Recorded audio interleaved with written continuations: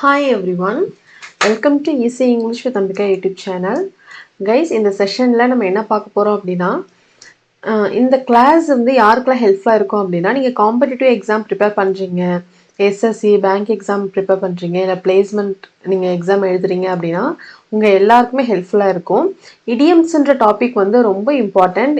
வெக்காபுலரியிலேருந்து இடியம்ஸ்லேருந்து questions வந்து நமக்கு கண்டிப்பாக எவ்ரி இயர் வந்து கொஷின்ஸ் வந்து அப்ளை ஆகிட்டு தான் இருக்குது. சரிங்களா? இந்த இடியம்ஸ் எப்படி ஆக்சுவலி படிக்கணும் அப்படின்னா தீமெட்டிக் பேஸ்டில் படிக்கணும். அதாவது தீமெட்டிக் அப்படின்னா என்னென்னா ஒரு 100 டாபிக்ஸ் இருக்குது தீமெட்டிக் இடியம்ஸ் அப்படின்னு சொல்லி. இப்போது வெக்காபுலரிக்கு எப்படி நம்ம ரூட் வேர்டில் படிப்போம் அப்படியோ அதே மாதிரி இடியம்ஸ்க்கும் தீமெட்டிக் இடியம்ஸ் அப்படின்னு சொல்லி இருக்குது. சரிங்களா? இந்த பேஸில் தான் இந்த செஷன் வந்து உங்களுக்கு இருக்கும். ஸோ இதில் நம்ம பார்க்க போகிறது ஃபிஷ் பேஸ்ட் இடியம்ஸ். ஃபிஷ் வச்சு என்ன இடியம்ஸ்லாம் இருக்குது, அதுக்கு என்ன மீனிங், இதெல்லாம் தான் பார்க்க போகிறோம். ஸோ வந்து பார்த்தீங்க அப்படின்னா animals based, fish based, human body based இந்த மாதிரி நிறைய இருக்குது. ஸோ நீங்கள் ரெகுலராக ஃபாலோ பண்ணீங்க அப்படின்னா ஒரு நாளைக்கு ஒரு கான்செப்டில் நம்ம வந்து இந்த இடியம்ஸ் தீமெட்டிக் இடியம்ஸ் நம்ம வந்து கொண்டு வந்துட்ருக்கோம். ஸோ இன்றைக்கி ஃபிஷ், நாளைக்கு டாக், கேட், ஹார்ஸ், எலிஃபெண்ட் இந்த மாதிரி ஒரு அனிமல் பற்றி ஒரு நாள் நம்ம வந்து டெஃபினட்டாக பார்ப்போம். சரிங்களா? ஸோ நீங்கள் பண்ண வேண்டியது எல்லாமே ரெகுலராக ஃபாலோ பண்ணும்போது உங்களுக்கு இந்த கான்செப்ட்ஸ் வந்து ரொம்ப ஈஸியாக புரியும். ஸோ நம்ம இங்கே எப்படி கொண்டு வந்திருக்கோம் அப்படின்னா ஜஸ்ட் அதனோட வேர்டு சொல்லிட்டு நான் வந்து மீனிங் சொல்லிட்டு எக்ஸாம்பிள் சொன்னேன் அப்படின்னா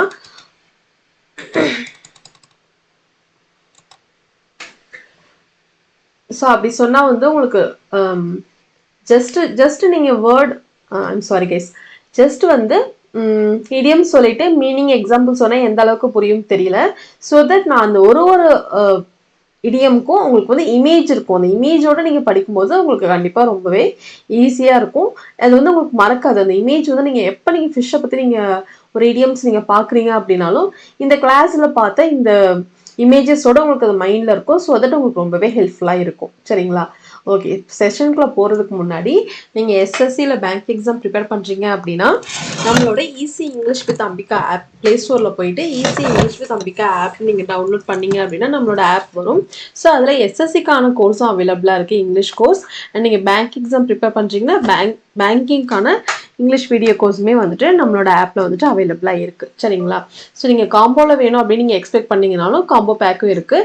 45 கிராமர் ரூல்ஸ் வந்து ஸ்பெஷலி ஃபார் எம்டிஎஸ். நீங்கள் எம்டிஎஸ் டார்கெட் பண்ணுறீங்க, இந்த இயர் நான் வந்து எம்டிஎஸ் கிளியர் பண்ணியே ஆகணும் அப்படின்னு இருக்க ஆஸ்பிரன்ஸ்க்கு இந்த 45 கிராமர் ரூல்ஸ் ரொம்பவே ஹெல்ப்ஃபுல்லாக இருக்கும். எல்லாமே வீடியோ ப்ளஸ் பிடிஎஃப் ஃபைல்ஸோடு உங்களுக்கு இருக்கும். சரிங்களா? ஓகே, ஃபர்ஸ்ட் ஒன் பாருங்க, fish based idioms. 100 thematic idioms இது மாதிரி இருக்குது. இந்த எல்லா தீமெட்டிக் இடியம்ஸுமே நம்மளோட ஆப்பில் நம்ம கவர் பண்ணியிருக்கிறோம். ஸோ உங்களுக்கு அதில் வந்து இருக்கும். ஸோ அதில் நம்ம வந்து இன்னைக்கு பார்க்க போகிறது fish based idioms, fish idioms, ஃபிஷ்ஷை பற்றின இடியம்ஸ். சரிங்களா? ஃபர்ஸ்ட் கொஸ்டின் பாருங்க, big fish in a small pond. Big fish in a small pond. So அதுக்கு மீனிங் என்ன? ஸ்மால் பாண்டில், சின்ன ஒரு குட்டையில் பெரிய ஃபிஷ் இருக்கு. பெரிய ஃபிஷ் ஸ்மால் பாண்டில் இருந்தால் என்னாகும்? கண்டிப்பாக வந்து அது இறந்து போயிடும். சரிங்களா? ஸோ பிக் ஃபிஷ் இன் ஸ்மால் பாண்ட் அப்படிங்கிறதுக்கு இங்கே மீனிங், இந்த தீமெட்டிக் இடியம்ஸில் இந்த இடியம்ஸோட மீனிங் என்ன அப்படின்னா a person who is successful or important but only within a small limited environment or group. அதாவது என்னன்னா ஒரு பர்சன் வந்து சக்ஸஸ்ஃபுல்லாக இருக்கிறாங்க, இம்பார்ட்டண்ட்டாக இருக்கிறாங்க, பட் ஆனால் அவங்க வந்து எப்படி இருக்காங்கன்னா ஒரு சின்ன அட்மாஸ்பியரில், ஒரு சின்ன என்விரான்மெண்ட்டில், ஒரு லிமிட்டடான குரூப்பில் வந்து அவங்க சக்ஸஸ்ஃபுல்லாக இருக்கிறாங்க. ஒரு பெரிய அச்சீவ்மெண்ட் இல்லை, ஒரு சின்ன சர்க்கிள்குள்ளே அவங்க வந்து சக்ஸஸ்ஃபுல்லாக இருக்கிற, அதுக்கு நேம் வந்துட்டு big fish in a small pond. சரிங்களா? எக்ஸாம்பிள் பாருங்க, after years in the corporate world she opened a successful bakery in her tiny hometown. ஒரு கார்பரேட் வேர்ல்டு அப்படின்னும் போது ஐடியில் ஒர்க் பண்ணிட்டு இருப்பாங்க. சரிங்களா? அதுக்கப்புறம் என்ன பண்ணியிருக்காங்க, அவங்க வந்து சின்ன பேக்கரி வந்து அவங்களோட ஹோம் டவுனில் வந்து ஓப்பன் பண்ணியிருக்காங்க. Now she is a big fish in a small pond. இது ஒரு சின்ன சக்ஸஸ். சரிங்களா? ஸோ அதை வந்து மீன் பண்ணும்போது big fish in a small bond.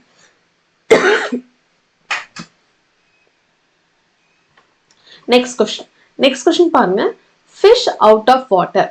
Fish out of water வாட்டர்லேருந்து ஃபிஷ் வெளியே வந்துருச்சு அப்படின்னா எப்படி இருக்கும்? கண்டிப்பாக அதனோட உயிர் வாழவே முடியாது, ரொம்ப கஷ்டப்படும், ரொம்ப அன்கம்ஃபர்டபுளாக இருக்கும் இல்லையா? சேம் அதே கான்செப்ட் தான். மீனிங் பாருங்க, சம் ஒன் ஒருத்தர், who is contextually out of place, uncomfortable, ரொம்ப அன்கம்ஃபர்டபுளா, ரொம்ப ஆக்வர்டா, கம்ப்ளீட்லி ஒரு அன்ஃபெமிலியரான ஒரு சுச்சுவேஷன்ல இருக்கும்போது ஃபிஷ் அவுட் ஆஃப் வாட்டர். நிறைய பேர் சம்டைம்ஸ் நம்ம இந்த மாதிரி சுச்சுவேஷன்ஸ்ல இருப்போம் இல்லையா? Fish out of water which means ஒரு அன்கம்ஃபர்டபுளான ஒரு சுச்சுவேஷன், ஒரு ஆக்வர்டான ஒரு சுச்சுவேஷன், அன்கம்ஃபர்டபுளான ஒரு சுச்சுவேஷன், ஆக்வர்ட் சுச்சுவேஷன்ல இருக்கும்போது நம்ம fish out of water use பண்ணலாம். The quiet accountant felt like a fish out of water at the loud, chaotic, heavy metal concert. So இந்த மாதிரி ஒரு கன்சர்ட்ல இருக்கும்போது, ரொம்ப லவுடாக ஒரு ஹெவி சாவோட்டிக்கான ஒரு கன்சர்ட்ல இருக்கும்போது அந்த அக்கௌண்டன்ட் எப்படி ஃபீல் பண்ணியிருக்கிறாரு அப்படின்னா ரொம்ப அன்கம்ஃபர்டபுளாக ஃபீல் பண்ணியிருக்கிறாரு. சரிங்களா? ஸோ அதுதான் அன்கம்ஃபர்டபுள் அப்படின்றதுக்கு பதிலாக நீங்கள் என்ன யூஸ் பண்ணலாம் அப்படின்னா fish out of water. Just அவ்வளோதான். அன்கம்ஃபர்டபுள்ன்ற வேர்டுக்கு பதிலாக நீங்கள் fish out of water use பண்ணிக்கலாம். இந்த இமேஜ் பாருங்கள், உங்களுக்கு புரியும். இந்த இமேஜோட படிக்கும் போது உங்களுக்கு ஈஸியாக இருக்கும். சரிங்களா? ஸோ அந்த ஃபிஷ் வந்து எப்படி இருக்குது? தண்ணியிலேருந்து வெளியே வந்து இருக்கு. ஸோ அதனால எப்படி சர்வே பண்ண முடியாது இல்லையா? சேம் அதே கான்செப்ட் தான். நெக்ஸ்ட் கொஸ்டின் பாருங்க. There are plenty of fish in the sea. There are plenty of fish in the sea. Of course சீல வந்து பிளென்டி ஆஃப் ஃபிஷ் இருக்கும் தான்.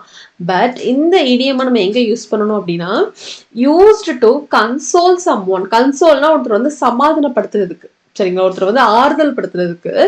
Some one after a breakup. இப்போ உங்க ஃப்ரெண்ட் யாரோ ஒருத்தவங்க தெரிஞ்சவங்க பிரேக்கப் ஆயிட்டாங்க அப்படின்னா, பிரேக்கப் ஆயிடுச்சு அப்படின்னா அவங்க கிட்ட நீங்க என்ன சொல்லலாம் அப்படின்னா, கவலைப்படாத, டோன்ட் வெரி அப்படின்னு சொல்லிட்டு, still there are plenty of fish in the sea. இன்னும் இந்த வேர்ல்டுல பொட்டென்ஷியலான பார்ட்னர்ஸ் வந்து நிறைய இருக்கிறாங்க.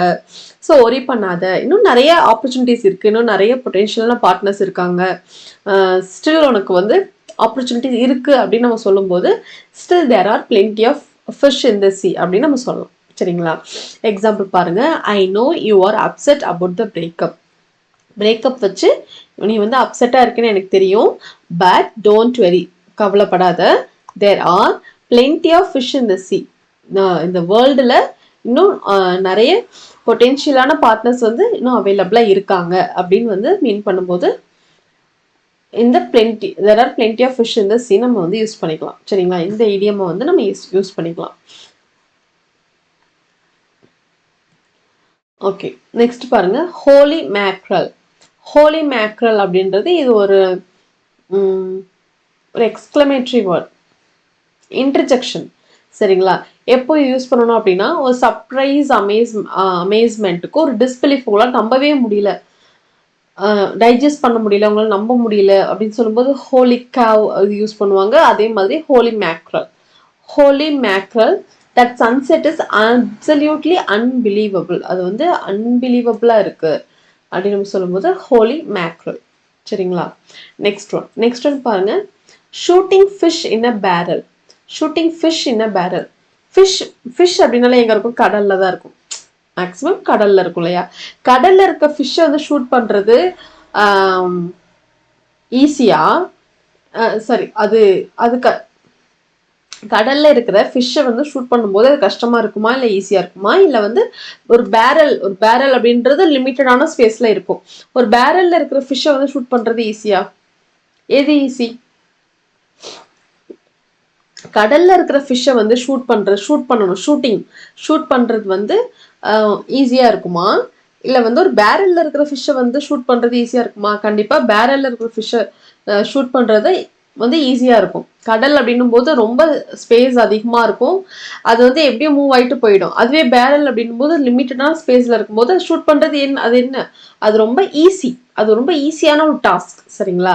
ஸோ என்ன மீனிங் அப்படின்னா, describing a task that is ridiculously easy, ரொம்ப ridiculously easy to complete, requiring almost no effort. அதுக்கு பெருசாக எஃபர்ட் போடணும்னு அவசியமே இல்லை, ரொம்பவே ஈஸியான ஒரு கான்செப்ட் நீங்கள் பேசும்போது it's just like shooting fish in a barrel அப்படின்னு நீங்கள் யூஸ் பண்ணலாம். சரிங்களா? So passing the quiz was like shooting fish in a barrel. அந்த குவிஸ் வந்து பாஸ் பண்ணது எப்படி இருக்கு அப்படின்னா shooting fish in a barrel அது மாதிரி இருக்கு. ஐ டிடன்ட் ஈவன் ஸ்டடி, என்னால் வந்து நான் படிச்சுட்டு கூட வரல, ஆனால் எனக்கு வந்து இது ரொம்ப ஈஸியாக இருந்துச்சு அப்படின்னு வந்து சொல்கிறாங்க. சரிங்களா? ஸோ அந்த பேரலுக்குள்ளே வந்து இந்த ஃபிஷ் வந்து இருக்குது, இதை வந்து ஷூட் பண்ணுறாங்க. ஷூட்னா அது வந்து நம்ம ஷூட் தான் பண்ணணும்னு இல்லை, நம்ம ஃபிஷ்ஷை வந்து தூண்டில் போட்டு பிடிப்போம் இல்லையா, ஸோ அது மாதிரி பண்ணுறதுமே இங்கே வந்து ஷூட் தான்.